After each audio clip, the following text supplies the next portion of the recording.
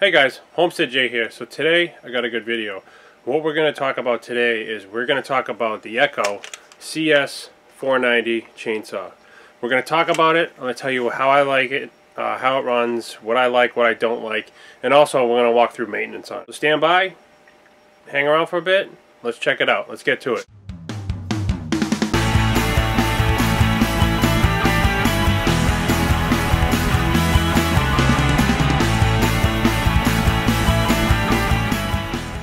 Here it is, Echo CS490 with the 20-inch bar on it.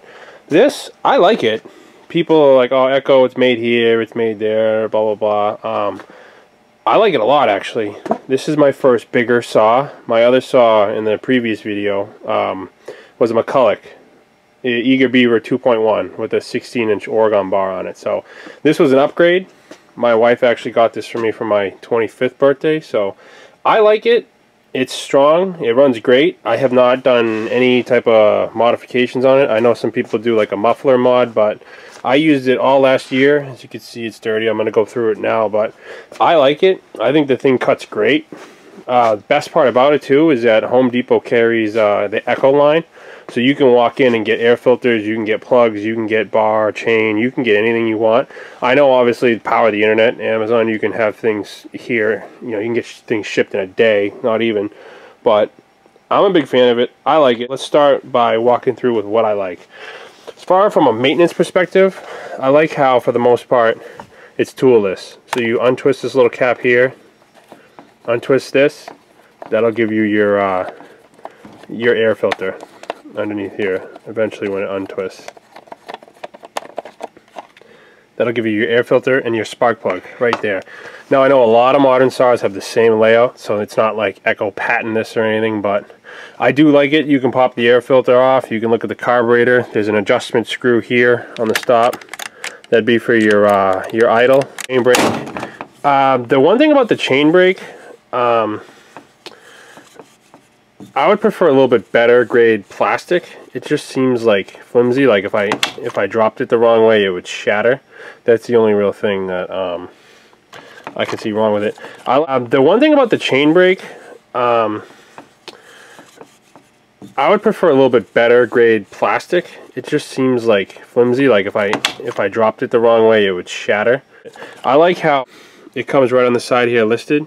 It gives you your replacement bar, part number, chain part number. Obviously you can run other ones. So let's spin it around here. And again, this is factory. It came with the dog bars on it. So I like those. Those are plus. The McCulloch I had, the one I grew up on, didn't have any. So it's nice to bite into a log that way. Let's take a look at the other side. 2 bolts, which is good. My McCulloch only has 1, so definitely stronger. It's also good to have a couple spares, because believe it or not, these aren't the original ones. I lost one out in the woods actually, but I like it. I also like about this chain the adjusters on the side. My McCulloch, the adjusters here, so it's a pain. But let's get into some basic maintenance. Alright, so the first thing we're going to start with is the air filter. So I don't have my air compressor hooked up, but if you would, before you start, just kind of blow all the extra stuff off. But I didn't have that with me, so we'll just have to be careful. The one thing I do like is that they pop right off. So if you're out in the field, you can, I have a couple extra in my chainsaw box that I'll go through with. A good way to clean these is just get a cup of hot water and dip them in there.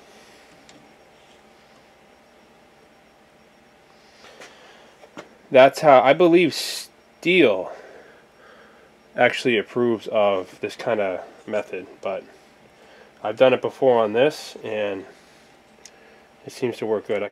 Inside here is all your mechanics, your throttles, your choke levers, things of that nature. So I've never had it happen, but maybe it's because I do this, but I usually just grab a little bit of WD-40 and just spray each spring, like return spring. And there's a cable here. there's a cable here, right here where my thumb is. I always spray a little bit of lubricant on that too and kind of work that in and out. That's all. You don't have to get fancy with it. Just give that a little bit of oiling. Now, while the air filter's soaking, there's another thing I do like about these saws. If you look, these saws have, I'm sure others have it too. Again, Echo's not the top saw, but this is just a review on this one. This has a summer and a winter little port here. Not sure how in focus, but it says summer closed, and then winter open. So depending on what season you're cutting in. See, we're in the winter time here. It's February, so we're gonna leave that winter open. That what this allows is just, you can see the cylinder head there. This just lets in warmer air off the cylinder head. So when this cover's on, you'll be sucking the warm air coming off the cylinder head rather than the cold air from outside. So that's a cool feature. I'm sure some saws, other saws have that. My McCulloch doesn't. So I know, it's an older saw, so you can't compare. It's not really apple to apple comparison, but I know on my McCulloch, I have to mess with the carburetor settings in the wintertime and in the summertime. So it's nice on this one where you just pop the cover off, swap it over, and off you go. So that's another feature I do like. So if you look there on the plug, it's a nice little bit of an off-white tip. So that means it's running good. The plug's a little bit darker. I generally run a thicker oil to gas ratio. I want to say, I think the ratio on this is 50:1, but I'd have to check. It's written on my gas can, but I run, let's say, I know 32:1 is 4.3 ounces to a gallon, but when I run a 32:1 heavy mix, I do 5 ounces per gallon, so 0.7 ounces more. But whatever the ratio to this, I always run it fat. I would rather change plugs than have internal engine issues. The gas nowadays, as everybody knows, is horrible, so I figured I'd run a little bit more oil to hopefully offset, because the alcohol and ethanol, it's absolutely terrible. So this plug looks pretty good, so we'll just clean it off, throw it back in, and button that all back up. One thing that people might miss when servicing a saw, clean under the air filter cover. A lot of times, I already cleaned this, so I couldn't, there's no before and after, but there's a lot of buildup in here, and some people will just say, oh, pop it off, put a new filter on, but the minute you throw the dirty cover, you're just adding more contaminants that can fall back on your already cleaned air filter. So just a small another tip. So let's throw this back together. So on these, this is nice. There's a hole here, there's a notch, so it just clicks in, drops down, and then threads. So same thing, using your scrunch, put it on the nuts here, hold the saw, loosen them up. So as you can see, this cover here, it's had its fair share of wood cutting with it. You see all this build up here, and the adjuster has built up. You want to make sure you clean all this out completely, because again, your oiler squirts out down here, so you want to make sure nothing can clog that. But let's take the camera off and let's show underneath the cover here. So on the Echo here, you can see it's just your standard 2 bolts. I know most chainsaws are like that, but it has an actual, what's the term I'm looking for? An actual changeable gear. This gear that floats here, you can actually change that instead of changing the whole clutch.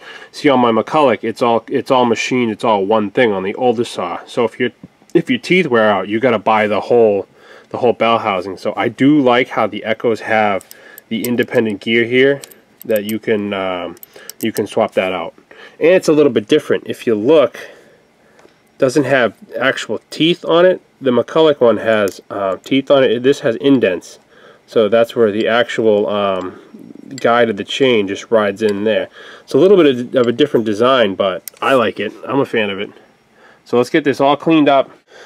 One quick thing, always make note of which way your bar is when you take it off to clean because you want to flip it. So this one, the Echo is upside down because that's the last time obviously I sharpened it and cleaned it, I flipped it. So when we put this back together, the Echo will be facing normally. So what I usually do is I flip it right away and then I place it somewhere so I know that's the way it needs to go on.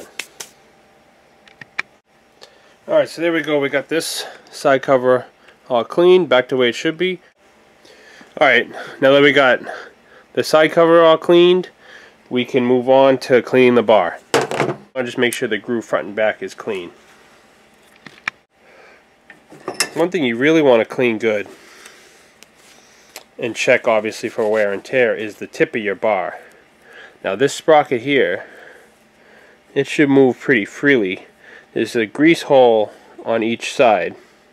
There's also holes here that oil can travel through, so you want to make sure that this is well lubricated, it's clean and greased and all that good stuff. And then we could, so let's clean it, grease it, and then we'll throw it all back together.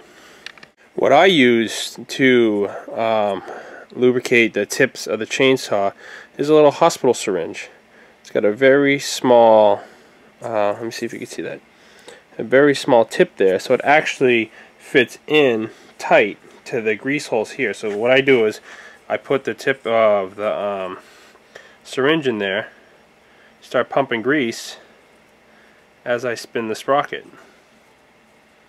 Now I can feel the sprocket getting tighter, not because of anything wrong, but just because of how much grease is in there. So I do that on that side, and then I do it on the other side as well. And what's nice too about this is it's got such a small head on it that I can actually go in between the two sections of the bar and squeeze grease in that way. So I do it in between each tooth.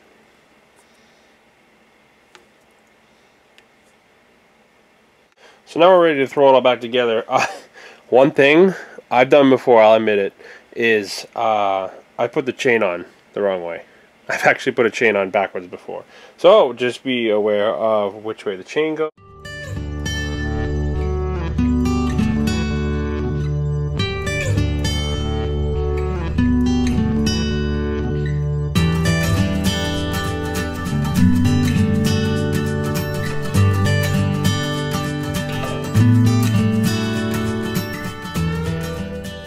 As I can. Pull down on the bottom side of the chain and then tighten this. You'll see, I don't know if you can see in the camera, it'll actually suck the chain. So again, pull down, let it slack.